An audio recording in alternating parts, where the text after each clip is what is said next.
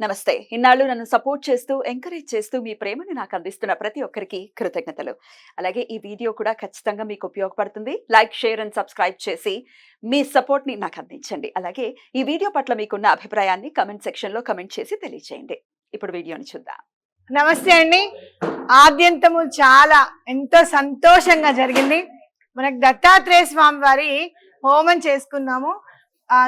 ద్రామ్ దత్తాత్రేయాయ నమః అని చెప్పి అందరినీ కూడా జపం చేయమని చెప్పడం జరిగింది. అలాగే దత్తాత్రేయ స్వామి వారి యొక్క మూల మంత్రంతో మనం హోమం చేసుకోవడం కూడా జరిగింది ఇక్కడ. అయితే హోమంలో ఇవాళ సంకటహర చతుర్థి, చాలా ఇష్టమైన రోజు శ్రీపాద శ్రీవల్లభులకి. కాబట్టే ఆయన వినాయక చవితి నాడు ఆయన పుట్టారనమాట.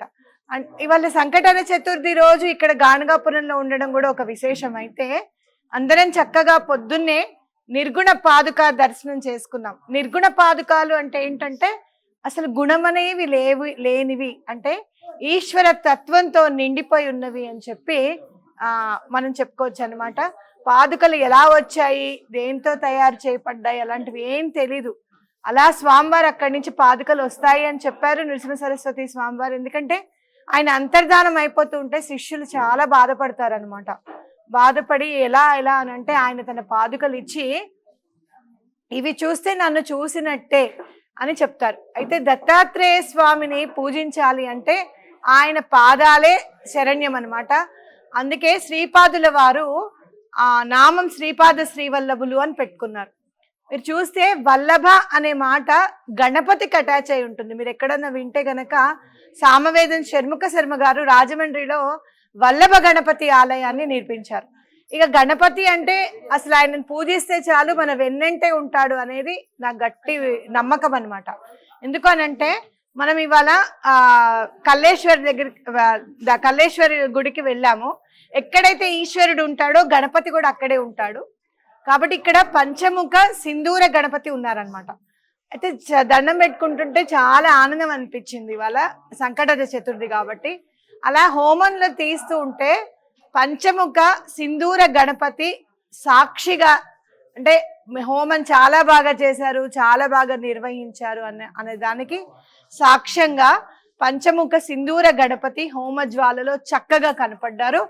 ఆ సింధూర వర్ణంలోనే కనపడ్డారు. అయితే మనం ఏ యజ్ఞం చేసినా కూడా దానికి అధిదేవత అని ఉంటారు. ఎవరయ్యా అన్ని యజ్ఞాలకి అధిదేవత అంటే యజ్ఞ వరాహస్వామి అధిదేవుడు అనమాట. ఆయన లేనిదే యజ్ఞం అనేది పరిపూర్ణం కాదు. ఈసారి నేను సింహాచలం వెళ్ళాలి అని చాలా సార్లు అనుకోవడం జరిగిందనమాట. ఎందుకంటే ప్రహ్లాదుడికి చూడండి ఎలాంటి కోరికో, స్వామి నేను నరసింహ అవతారాన్ని చూశాను కానీ వరాహ అవతారాన్ని చూడలేదు స్వామి అని అంటే, అవునా అని చెప్పి అప్పటికప్పుడే ఆయన వరాహ అవతారం చూపిస్తారనమాట. అంటే వరాహ నారసింహ అవతారము మనకి కనపడుతుంది అనమాట. అలా మనకి సింహాచలంలో ఉన్నారు కదా, సేమ్ సింహాచలంలో స్వామి ఎలా అయితే ఉంటారో అలానే యజ్ఞ వరాహ స్వామి కూడా ఇక్కడ మనకి కనపడ్డారు. మేము ఏం చేసినా కూడా ఆ లక్ష్మీ నరసింహస్వామి మాత్రం మమ్మల్ని వదలరు. ఏ యజ్ఞమైనా కూడా లక్ష్మీ నరసింహస్వామి కనిపిస్తారు హోమజ్వాలలు. అయితే ఈసారి నా మనసులో సింహాచలం వెళ్ళాలి అనే కోరిక ఉంది కాబట్టి స్వామి దత్తాత్రేయుడు అంటే అన్ని నేను మీకు చెప్పాను, నరసింహస్వామికి నృసింహ సరస్వతికి ఎటువంటి భేదము లేదు అని నేను చెప్పాను. దానికి నాకు తార్కాణం కూడా కనపడింది అనమాట. అది మీకు కూడా అది ఆల్రెడీ ఒకసారి చెప్పాను. అయితే నరసింహస్వామిని అయ్యో అలా చూస్తే బాగుండు కదా ఒక్కసారి, ఎందుకు వచ్చింది ఆ థాట్ అని మీరు అడగచ్చు. అక్షయ తృతీయ నాడు స్వామికి అక్కడ గంధం అరగదీస్తూ ఉంటారు అనమాట. నిజరూప దర్శనం అక్షయ తృతీయ రోజు అవుతుంది కాబట్టి అయ్యో మొన్ననే ఈ మధ్య కదా అక్షయ తృతీయ వచ్చింది, మనం చూడాలి స్వామిని ఒక్కసారి నిజరూప దర్శనం చేసుకోవాలి అని అనిపించింది. అయ్యో నేను వెళ్ళలేకపోయాను అని చెప్పి స్వామి ఇవాళ మనందరికీ కూడా హోమ జ్వాలలో స్వామి కనిపించారు.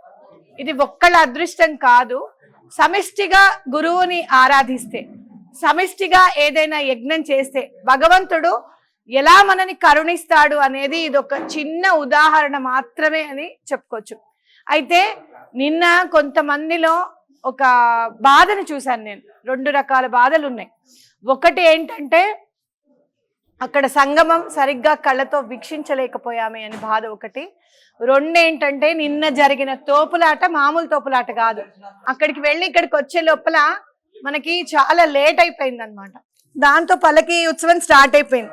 సరే, కొంతమంది వెళ్ళగలిగాం, కొంతమంది వెళ్ళలేకపోయాం. జనరల్ గా ఎవరికైనా కూడా వెళ్ళలేని వాళ్ళకి బాధ కలుగుతుంది.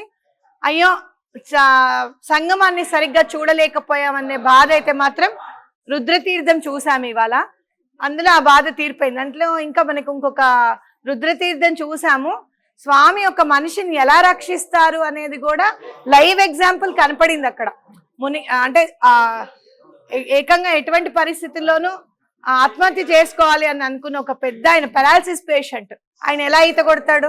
పడిపోయి భయం వేసి పైకి రావచ్చు, అలా కాదు. ఆ పెరాలసిస్ పేషెంట్ అందులో పడిపోతే స్వామి తీసుకొచ్చి, ఏరా గాణగాపురం వచ్చి చచ్చిపోతావా, కుదరదని చెప్పి ఒడ్డుకు తీసుకొచ్చి 25 జన్మల పాపాన్ని నేను కడిగేస్తానని చెప్పి స్వామివారు చెప్పడం, ఆయనను అక్కడ ఉంచడము. ఆయన ఎంతో సంతోషంగా నేను అసలు మందులే వాడకుండా లేచి నించోగలుగుతున్నాను, వాకర్ సాయంతో నడవగలుగుతున్నాను అనేది చెప్పడం. ఇది ఎంతమందికి సంగమం వెళ్తే ఎంతమందికి అదృష్టం దొరుకుతుంది చెప్పండి. సంగమంలో నిన్న మనం చూడలేకపోయాం, కానీ ఇక్కడ రుద్రతీర్థంలో స్వామివారి లీలని ఇప్పుడు చూస్తున్నాం మనం. అప్పుడు పరమాచార్య గారు చేశారండి, నరసింహ సరస్వతి స్వామి వారి సతీకట్టలో ఉంటే అక్కడ బతికించారండి. అలాంటివి చదువుకుంటూ ప్రత్యక్షంగా కూడా మనం ఇవాళ లీల చూసాం.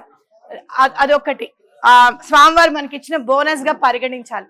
రెండోది ఏంటంటే, నిన్న పల్లకి దర్శనం చేసుకోలేదు, పల్లకి ఉత్సవాన్ని చూడలేకపోయాము అన్న వాళ్ళకి స్వామివారు మనకిచ్చిన బోనస్ ఏంటో తెలుసా? నేను ఓన్లీ ఇక్కడ యజ్ఞానికి మాత్రమే వాళ్ళకి చెప్పాను. ఇక్కడ రుద్రాభిషేకం జరగడం అంటే, నృసింహ సరస్వతి స్వామి వారికి రుద్రాభిషేకం అంటే చాలా ఇష్టం. ఆయనని ప్రసన్నం చేసుకోవాలంటే రుద్రాభిషేకమే. అందుకే మీరు గుళ్ళో కూడా చూడండి, అందరికి 5,000 మినిమం 5,000 తీసుకుంటారనమాట. అంటే రుద్రాభిషేకానికి 1,100, దర్శనానికి మళ్ళీ మీకు ఎవరికన్నా భోజనం పెడతారా అమ్మ, మీకు భోజనం ఏమైనా కావాలా, ఇలాంటి వాటి అన్నిటికీ కలిపి టోకెన్ అమౌంట్ ఒకటేసారి 5,000 వరకు తీసుకుంటారు. ఇంతమంది రుద్రాభిషేకం చేశారు అంటే ఎన్ని వేల రూపాయలు మనకి స్వామివారు ఇచ్చారో చూడండి. అలాగే రుద్రాభిషేకం చేశాము అంటే అన్ని కోరికలు తీరుతాయన్నమాట. స్వామి వచ్చి కూర్చొని రుద్రాభిషేకం చేయించుకున్నారు ఇక్కడ. అంటే పల్లకి ఉత్సవం చూడలేదు అన్న బాధని ఎంత చక్కగా చెరిపేశారో చూడండి.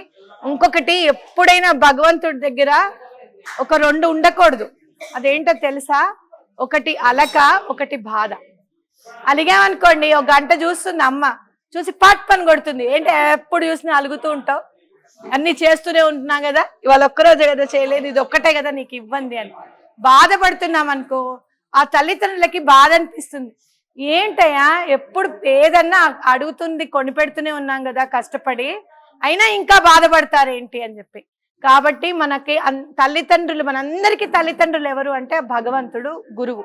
ఆయన దగ్గర నాయన నువ్వు నాకు ఇది ఇవ్వలేదను, లేకపోతే అయ్యో నేను ఇది చేసుకోలేకపోయానని అలక, బాధ ఎటువంటి పరిస్థితుల్లోనూ ఉంచకండి. ఏదైనా మీకు ఇవ్వలేదు అని అంటే దాన్ని 10 చేసి మీ ఒడి నింపడానికి ఆయన రెడీగా ఉన్నాడు అనేది గుర్తుపెట్టుకోండి.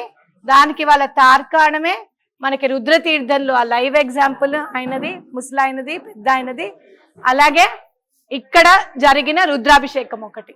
కాబట్టి భగవంతుడి దగ్గర తృప్తి అనేది చాలా ఇంపార్టెంట్. నాకు వచ్చేసింది, నేను హ్యాపీగా ఉన్నాను అని మేనిఫెస్టేషన్లో చెప్పడం ఏంటి అంటే, ఐఎమ్ సాటిస్ఫైడ్, నాకు చాలా సంతోషంగా ఉంది అంటే గ్రాటిట్యూడ్.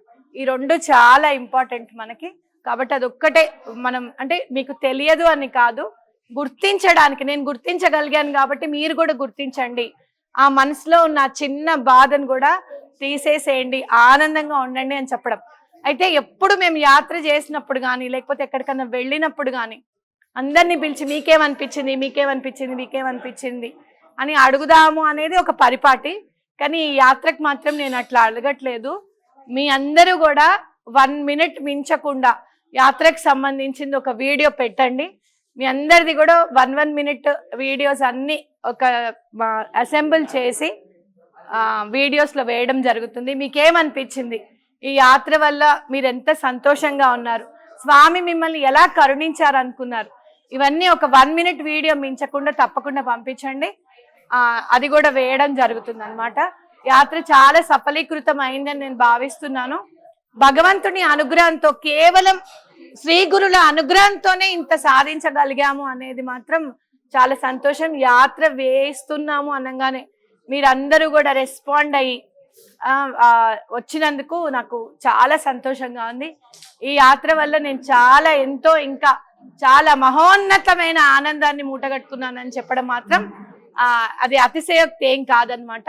ప్రతి ఒక్కళ్ళు ఇక్కడికి వచ్చినప్పుడు 80 మెంబర్స్ నేను ఎలా గుర్తుపడతాను వీళ్ళని, వీళ్ళు అని చెప్పి నేను ఎలా, వీళ్ళు మనవాళ్ళు అని నేను ఎలా గుర్తుపడతాను అని చెప్తే ప్రతి ఒక్కళ్ళ ఫేస్ చూసినప్పుడల్లా వీళ్ళు మనవాళ్లే అని చెప్పింది గుళ్ళో కూడా నేను గుర్తుపట్టగలిగాను అనమాట. కాబట్టి అది భగవంతుడి అనుగ్రహంగా నేను భావిస్తున్నా. ఇప్పుడు నెక్స్ట్ మనము భిక్షావందనం ఒకటి చేసుకుంటున్నాము.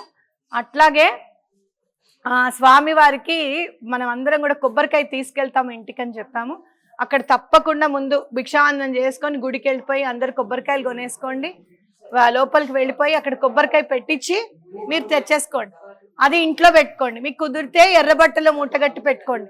మీకు ఆనవాయితీ లేదు అలా ఇంట్లో పెట్టుకోవడము అని అంటే ఆ కొబ్బరికాయ చక్కగా ఒక న్యూస్ పేపర్ కవర్లో, ప్లాస్టిక్ కవర్లో వద్దు, ఒక న్యూస్ పేపర్ కవర్లో పెట్టి ఎక్కడన్నా పెట్టుకోండి.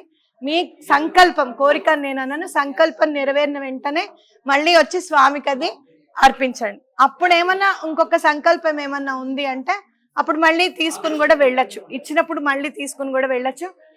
అలానే శిఖరం ఒకటి, బయట శిఖరము లోపల శిఖరం, ఏదైనా కూడా రెండిట్లో ఏ శిఖరానికైనా సరే మీరు సొంతిల్లు కావాలన్నా, మీ పిల్లల వివాహం జరగాలన్నా ఆ శిఖరానికి చెప్పండి. ఎందుకంటే భగవంతుడికే నీడనిచ్చిన శిఖరం అది. అంటే గురు